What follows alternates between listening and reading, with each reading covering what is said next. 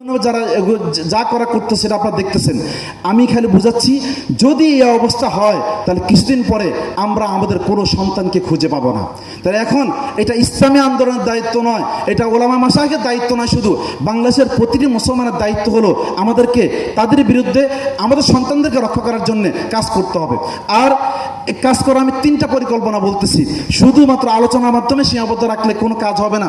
এখন প্রথম কাজ হলো, আমাদের প্রথমত যে কাজ দরকার, বাংলাদেশে তারা 6 লক্ষ শিক্ষা প্রতিষ্ঠান করছে, তাদের এগেইনস্টে আমাদের কাছে 3,51,250টা মসজিদ বাংলাদেশে আছে।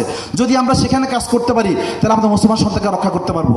নাম্বার 2, এরপরে স্কুলে আমরা ধর্মীয় শিক্ষক নিয়োগ দিতে হবে। কেন? শুধু ধর্মীয় শিক্ষক নিয়োগ দিলে হবে না, দাবির সঙ্গে এটাও যোগ হইতে হবে, মুসলমানদের জন্য ইসলাম বান্ধব কারিকুলাম তৈরি করতে হবে। শুধু ইসলামী শিক্ষক দিয়ে কাজ হবে না।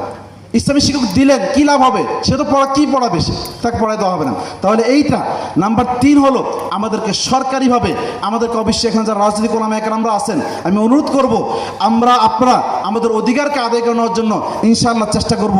আল্লাহ তাআলা আমাদের সকলকে তৌফিক দান করুন।